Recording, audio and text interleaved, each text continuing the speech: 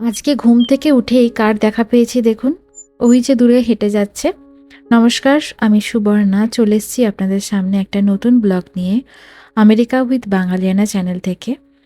এখন সকাল হলো আর সকাল হয়েই আমি বাইরে গিয়ে হরিণের দেখা পেলাম গুড সকালবেলায়। Morning everyone.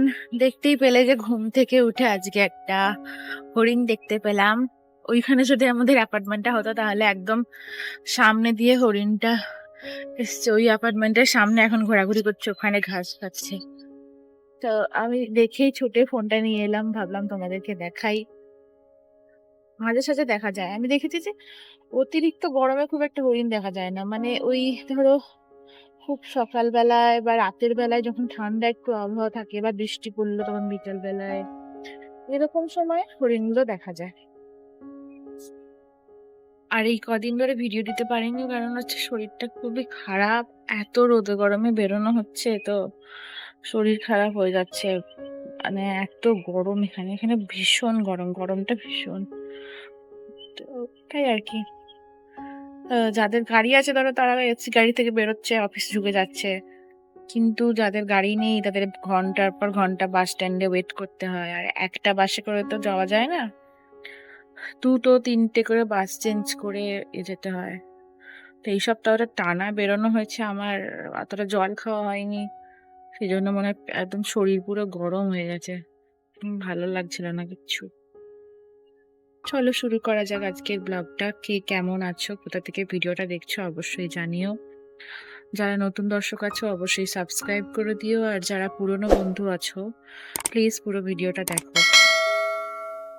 বহুদিন আগে আমি মাছের ডিম এনেছিলাম, এটা ছিল রুই মাছের ডিম। এখানে একটা ইন্ডিয়ান মার্কেটে পাওয়া যেত, সেটাই আজকে বানাবো। সকালে উঠে ডিম সেদ্ধ করে নিলাম ব্রেকফাস্ট হিসাবে, আর এখানে রান্না বসানোর জন্য আমি প্রয়োজনীয় জিনিসপত্রগুলো কাটাকাটি শুরু করে দিলাম। এখানে পেঁয়াজ কাটছিলাম।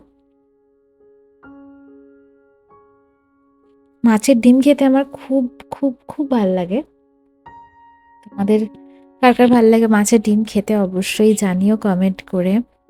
আমার মনে আছে যে যখন ছোটবেলায় মিন্স বড় হয়েও আর কি, ওই আমাদের তো গ্রামে বাড়ি, তো গ্রামের পুকুর থেকে মাছ যখনই বাবা পেতো তো অনেক অনেক মাছের ডিম থাকতো, আর মা সঙ্গে সঙ্গে ভেজে মানে গরম টাটকা টাটকা দিত একদম রান্নার আগে। মাছের ডিমের বড়ার তরকারি কখনো করেনি, মাছের ডিমের বড়ার টক করেছে, বা মাছের ডিমের বড়া এরকম ভেজেই টাটকা খেয়ে নিয়েছি, তরকারিই হয়নি ওটা দিয়ে। তো এরকমই খেতাম। তো যাই হোক, এখানে এই যে এখানে পেঁয়াজ কেটে নিলাম আর ধনেপাতা দিয়ে দিলাম কিছুটা। ধনেপাতা তো আমি ডিপ ফ্রিজে স্টোর করে রাখি, সো ওটা তো কাটাই থাকে। আর এখানে লঙ্কা দিয়ে দিলাম বেশ কয়েকটা। কাঁচা লঙ্কার ঝালটাই খাওয়া ভালো, শুকনো লঙ্কা খাওয়া অতটা ঠিক না, তাই আমি কাঁচা লঙ্কাই দিলাম। কে কোথা থেকে ভিডিওটা দেখছো অবশ্যই জানিও। অনেক দিন তোমাদের সাথে গল্প করা হয়নি, অনেক দিন লাইভে আসা হয়নি। এই কদিন ধরে আমি বড্ড ব্যস্ত ছিলাম, তাই সময় করে উঠতে পারিনি। ইনফ্যাক্ট আমি ভিডিও ছাড়িনি ৩-৪ দিন ধরে। এডিট করার সময়ই পাচ্ছি না, ভিডিওগুলো জমে গেছে কিন্তু এডিট করতে পারছি না, এডিট করার সময়ই হচ্ছে না। তো এখানে এই যে দেখো কাঁচা লঙ্কা দিয়ে দিলাম, বেসন দিয়ে দিলাম, তার সাথে আমি দিয়েছিলাম কিছুটা কর্নফ্লাওয়ার। তারপরে দেখলাম যে এখানে তো আহ, রয়েছে লঙ্কা অনেক রঙের, তো এইগুলো দিয়ে দিলে কেমন হয়। তো সেই জন্য আমি এখন এখানে লঙ্কা কেটে নিচ্ছিলাম। এই লঙ্কাগুলোর ঝাল নেই অ্যাকচুয়ালি, এগুলোর স্বাদ হচ্ছে মিষ্টি, মানে যেরকম ক্যাপসিকাম হয় সেরকম, এগুলোর কোনো ঝাল নেই। এখানে অনেক রকমের লঙ্কা পাওয়া যায়। লঙ্কার যে এত রকমের ভ্যারাইটিস, সত্যি এখানে না এলে জানতেই পারতাম না। মিষ্টি লঙ্কা হয় কখনো শুনেছেন? আমি তো এখানে এসে দেখলাম যে এখানে এত রকমের লঙ্কা হয়। আবার অনেক ঝাল লঙ্কাও পাওয়া যায়, পৃথিবীর সবথেকে ঝাল লঙ্কা সেটাও এখানে পাওয়া যায়, সেই গাছ পাওয়া যায়। একদিন ফার্মার্স মার্কেটে গিয়েছিলাম, সেখানে দেখেছিলাম, ওই ব্লগগুলো আছে, আপনারা চাইলে দেখতে পারেন।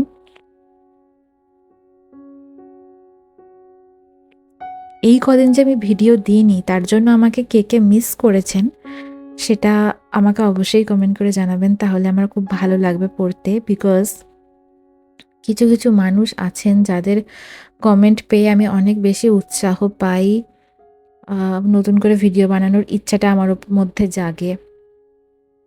তো এই যে আমি দিয়ে দিলাম এই লঙ্কাগুলো, এরপরে মশলাগুলো দিচ্ছিলাম।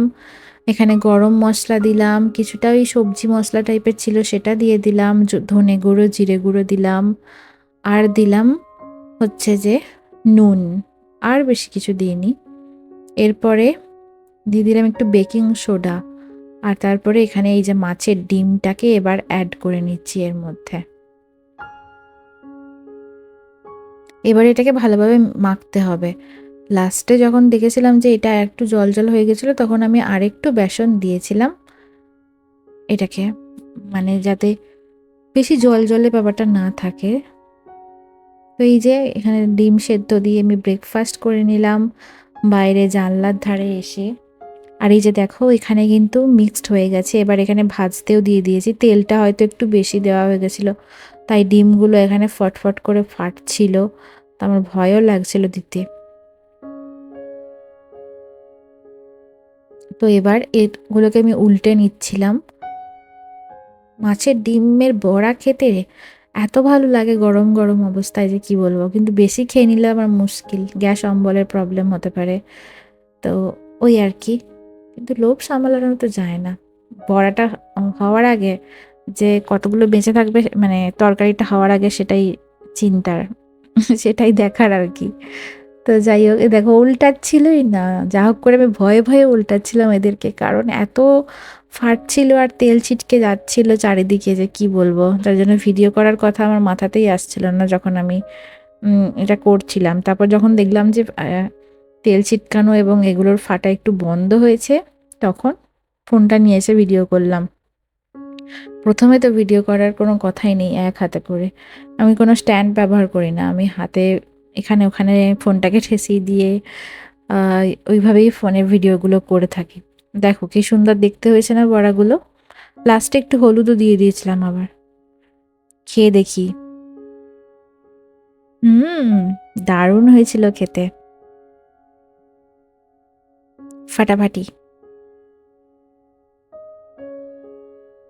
মাছের ডিম দিয়ে আর কি কি রেসিপি হয় অবশ্যই কমেন্ট করে জানিও তোমরা, আমার ভালো লাগে কমেন্টগুলো পড়তে। দুঃখের বিষয় হলো আমি অনেক দিন ধরে কমেন্টে রিপ্লাই দেওয়ার টাইম পাচ্ছি না, তারপরে ভিডিও বানানোরই টাইম পাচ্ছিলাম না। তো এখানে দেখো চিকেনটা ম্যারিনেট করা ছিল, সেটাও রান্না করে দিয়েছি। যারা তোমরা আমার অনেক দিন ধরে ব্লগ দেখো তারা তো নিশ্চয়ই জানো যে আমি পছন্দ করি একসাথে অনেকগুলো রান্না একসাথে কাজ সেরে নিতে, তাড়াহুড়ো করে, মানে ওই একটা একটা করে রান্না করে দাঁড়িয়ে দাঁড়িয়ে ওই অনেকক্ষণ ধরে আমার ভাল লাগে না, একসাথে সব চাপিয়ে দিতে ইচ্ছা করে। এখানে চিকেনটাকে ম্যারিনেট করতে দিয়ে দিয়েছি, ওইদিকে একটা ছোট্ট সসপ্যানের মধ্যে আলুগুলোকে ভাজতে দিয়ে দিয়েছি, আর এখানে ভাত চাপিয়ে দিয়েছি। এবার এখানে পেঁয়াজ ভেজে একটা মশলাটা বেটে নিয়ে এখানে দিয়ে দিয়েছি। এবার মাছের ডিমে, হ্যাঁ মাছের ডিমের যে বড়াটা ঝোলটা সেটা এখানে করব বলে এখানে আলুগুলোও একসাথে দিয়ে দিয়েছি ভাজতে। আর এখানে এই যে দেখো বড়াগুলো তুলে রেখেছি, কি সুন্দর লাগছে দেখতে একসাথে। গরম অবস্থায় কিন্তু এটা খেতে খুব ভালো হয়েছিল, এত ক্রাঞ্চি হয়েছিল আর খেতে খুব সুন্দর লাগছিল। এই যে দেখো আলুগুলোকেও ভেজে তুলে রেখেছি, মাংসটা থেকে দেখছি এখন জল বেরিয়ে এসছে, তো জলটা শুকালে তখন আবার একটু জল দেবো যখন তেল ছেড়ে আসবে আর কি। আমার বাড়িতে থাকতে কষা মাংস খেতে খুব ভালো লাগতো, এখানে এসে ইচ্ছা করে না। এখন আমি এখানে দুধও চাপিয়ে দিলাম, দুধটা দিয়ে ভাবছি একটু ছানা কেটে রাখবো, মানে একটু পনির বানিয়ে রাখবো। কবে কি টাইম পাবো আবার জানি না, তো সেই জন্য ভাবলাম যে সব একদিনে করে রেখে দিই। আজকে ছিল সানডে, সানডের ব্লগ এটা। সানডেতেও আমার ছুটি নেই, তাড়াহুড়ো করে রান্না করে আমাকে যেতে হবে আবার ডান্স প্র্যাকটিসে, সেটা আবার বেরোতে হবে 1টার মধ্যে। হ্যাঁ 1টার মধ্যে ধরো চান টান করে খেয়ে দিয়ে বেরিয়ে বেরোতে হবে আমাকে 1:30টার মধ্যে। প্রচণ্ড চাপের বিষয় হয়ে গেছিলো এটা আমার কাছে, তাড়াহুড়ো করে আমি রান্না করছিলাম। মাছের ডিমের বড়াটা দেখি যতই জল দিচ্ছি জলটা টেনে নিচ্ছে, যতই জল দিচ্ছি জলটা টেনে নিচ্ছে। তারপরে ভাবলাম যে ঠিক আছে, এটা এরকম আঠা আঠাই হোক, আর বেশি জল দিতে পারছি না। এখানে মাংসটাও কিন্তু কষানো হয়ে গেছিলো খুব সুন্দরভাবে, আর খেতে খুব সুন্দর হয়েছিল, যেহেতু আমি এটাতে একটু পার্সলে পাতা বেটে দিয়েছিলাম। ধনে পাতা তো খুব একটা সহজলভ্য না এখানে, ওই ইন্ডিয়ান মার্কেট ছাড়া পাওয়া যায় না। এখানে পার্সলে পাতাটার কিন্তু খুব চল আছে, যেটা ধনে পাতার মতনই দেখতে, কিন্তু একটু শক্ত হয় জিনিসটা। মানে ধনে পাতাটা যেরকম নরম, টানলেই ছিঁড়ে যায়, পার্সলে পাতাটা দেখেছি অতটাও নরম না, কিন্তু খেতে ভালো। এই যে দেখো, আমি এখানে ছানা কেটে নিয়েছি, ছানাটাকে এবার এটাকে আমি বানাবো হচ্ছে পনির। কিভাবে বানাই সেটা তো তোমরা আগেই দেখেছিল, তো আমি আগেই শেয়ার করেছি। আমি এটা ইউটিউবের একটা বন্ধু সুস্মিতার দেখে শিখেছিলাম। তো মানে পনির কিভাবে বানাতে হয় আমি জানতাম না। আর পনির আমেরিকাতে তো প্রচুর দাম, এখানে তো পনির কিনে খাওয়া সম্ভবই না। আর তাছাড়া অনেক দূরে দূরে পাওয়া যায় ইন্ডিয়ান মার্কেটে। এই যে দেখো, ছানাটার কিন্তু ভালোভাবে জলটা আমি ঝরিয়ে নিয়েছি, মানে বেশি জল ঝরাইনি, হালকাভাবে ঝরিয়ে নিয়েছি। এবার এটাকে ভালোভাবে একটা মানে ওই আর কি, কী যেন বলো ওটাকে, ওই স্টিলের বাটিটার উপরে রেখেছি, স্টিলের বাটিটাকে উল্টে তার উপরে রেখেছি। এবার এই যে কড়াইটা ছিল সেটাতে জল ভরে নিয়েছি, তারপরে একটা চপিং বোর্ডটা যেটা থাকে ওই পাটাটাকে চাপা দিয়ে দিয়েছি। ব্যাস, এরপর তাড়াহুড়ো করে খেয়ে দিয়ে কোনো রকমের নাকে মুখে গুঁজে পুজো করে খেয়ে দিয়ে স্নান টান করে আমি বেরিয়েছি রোদে রোদে। ডান্সের ক্লাস আছে সেখানে যাব বলে। সো ডান্সের ক্লাসে যাওয়ার জন্য আমাকে তো, ওটা অনেক দূরে দূরে, আমি বললাম না এখানে গাড়ি না থাকলে প্রচণ্ড কষ্ট। তো আমি যেখানে ডান্স ক্লাস করতে যাব সেখানে দেখো জায়গাটা কি সুন্দর লাগছে না দেখতে, কি অপূর্ব লাগছিল। এখন গ্রীষ্মকালে চারিদিকে এই পিঙ্ক কালারের ফুলটা ফুটেছে, আর পুরো বাসটাতে আমি একা, শনি রবিবারে এখানে মানুষই দেখা যায় না। তো এই যে আমি এখন চলে এসেছি, হেঁটে হেঁটে যাচ্ছি এখানে। যার সাথে যাব সেই বান্ধবীটার পাগুলো অফিস। যেন চলছে না একবারে, এত খারাপ অবস্থা আমার। মানে এত সকাল থেকে তাড়াহুড়ো করে রান্না করে কোনো রকমে চান টান করে নাকে মুখে গুঁজেই আমি দেখছি 5 মিনিটে বাস, আর বাস স্ট্যান্ডটা আমাদের বাড়ি থেকে প্রায় 10 মিনিটের ডিস্টেন্স। তো ভাত কটা খেয়েই একদম দৌড়াতে দৌড়াতে যা হোক করে রাস্তাটা পেরোলাম। রাস্তা পেরিয়েই দেখছি বাস। সো আমি ক্লিপ আনতে ভুলে গেছি, চুলটাকে যে একটু তুলে রাখবো, গরম পড়লে সেটা আর হবে না গো। এটাই ভাবছি। যাই হোক, চুলটা কেটে দিয়েছি বলে রেহাই এখন। তো এখন এই যে নাচের এখানে এখন যাচ্ছি প্র্যাকটিস করতে। তো চলো যাওয়া যাক। দেখো জায়গাটা কি সুন্দর দেখতে। এগুলো হচ্ছে সব এক একটা করে অফিস, ইউনিভার্সিটি এগুলো।